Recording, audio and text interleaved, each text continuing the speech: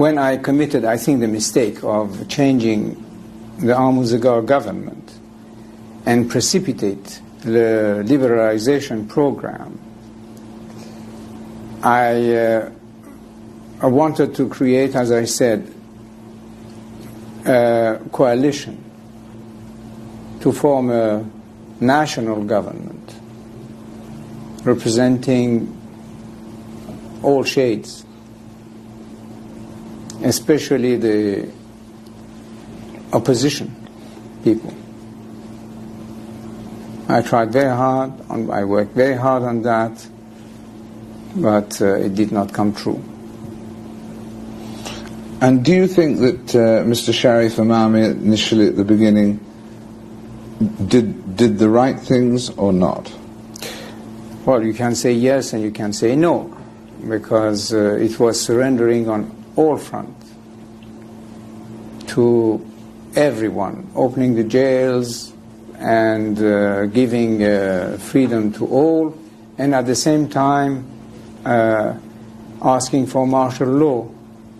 So it was a mockery. We had officially the martial law, but it was not put into practice.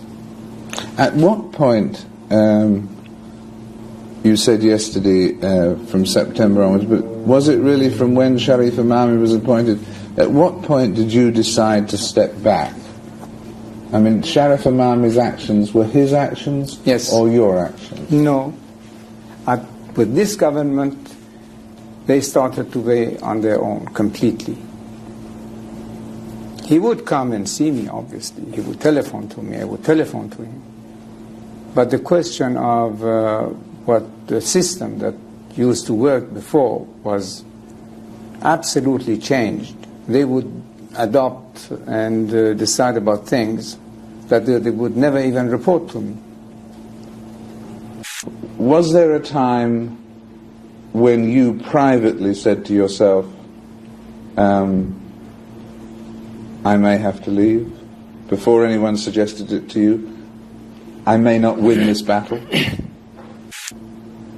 It was not so much the question that I was thinking that it was time to go. I was rather thinking that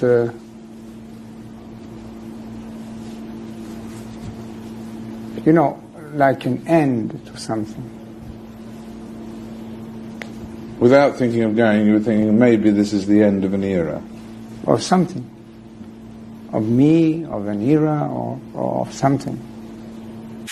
So the question is that, so all those forces which were liberated, and we should have established this beautiful democracy, where are they today? As I said, either outside the country or in hiding. 1.5 million people, Iranians, have left the country. Not only the rich people, but the best brains of the country, the best minds of the country, they have all left. Everybody who can leave the country is leaving the country. So where are those people in the Bar Association and in other places who were promising democracy in these things? Where are they today? You ask me why they are concentrating so much against me, my person, and accusing me of mass murdering or even money manipulation, which is very far from my nature. The adopting this Nazi-like propaganda is something quite curious. It comes in the picture that the man there now, you see, he doesn't want to hear about the history of our country one day before he came back to Tehran a year ago and took over. He says the history of the country does not exist. There has not been a single good king in the history of Iran. So he thinks that the history of Iran starts with him on whatever it was, February of 1979. That's why they are concentrating so much on me, because I was the king. The history of Iran must disappear, with I as a king, with the other kings, with everything that existed before February 1979. A patriot must think of the future. I'm thinking of the year 2000. If we kept our youth and our population out of the orbit of the new technology, how could we be competitive with the rest of the world in the year 2000? Unless we are ready to fall in the category of the 5th or 6th great nations. Now they say that boys of 15 and girls of 13 could marry. Our population explosion is 3.2 already. Soon it will become, I don't know, in the category of 5 to 6%. How are they going to feed these mouths? Especially if what now is making the wheels turn somewhat, that is oil money, will be finished. It's only through technology and mastering the science, and the future of the world is based on technology and science. And this is only in the Western world that you could find. So the man is not thinking of the country or its future, only about his hatred against me. I'm thinking of the country, of our people, of our future, and he just wants to destroy what I am. That's the difference. And when I tell you, Mr. Frost, that I still cannot understand, I will repeat that again. I still cannot understand what has happened. If you had your time as Shahanshah over again, those 37 years, what would you have done differently?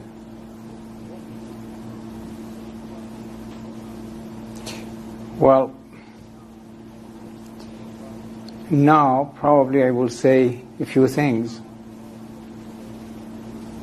because something went wrong, obviously. And in addition of either saying the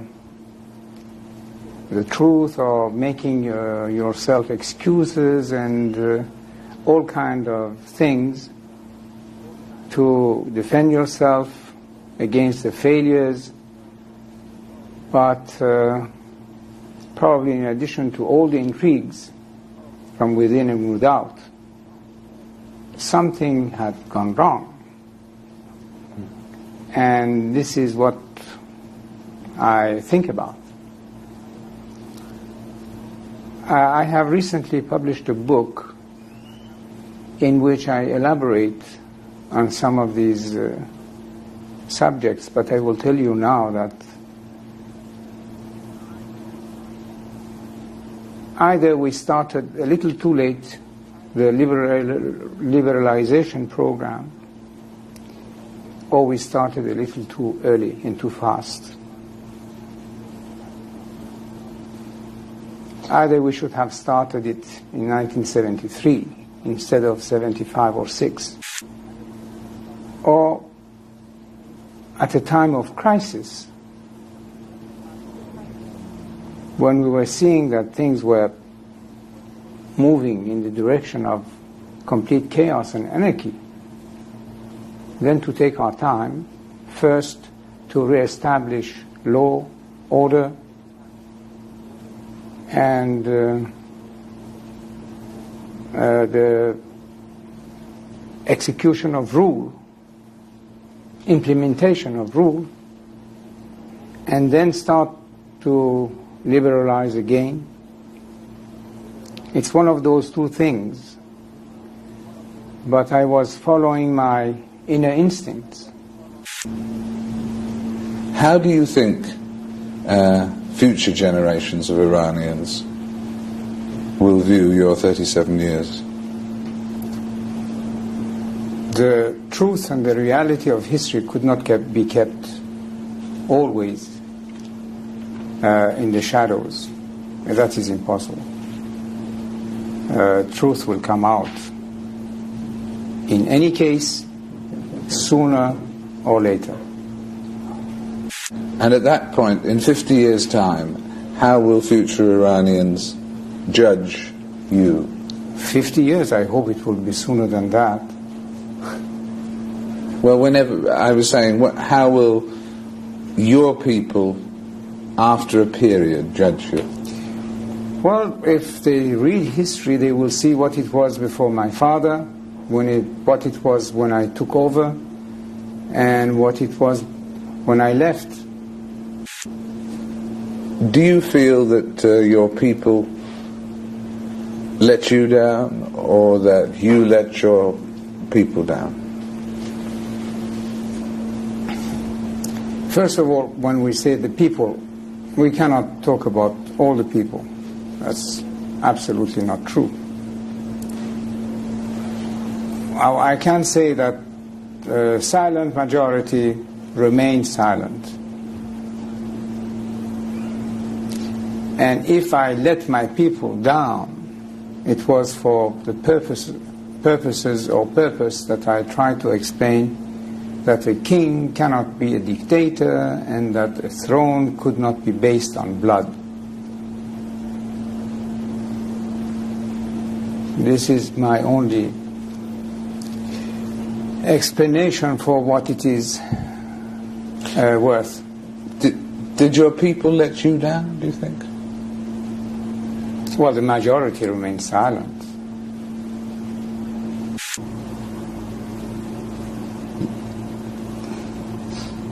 Is the worst thing about being here, thinking of your homeland? Well, here or anywhere outside my country is the same. The question is that you cannot stop thinking about your own country. What do you miss most about it? No, what I miss, or what makes me really cry, is that we could have been this year, surely by the end of '82, something quite viable. And what are we now?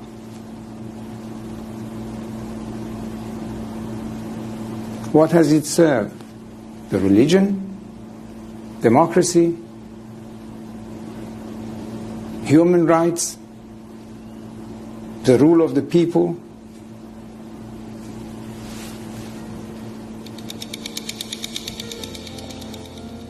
I think that's a very eloquent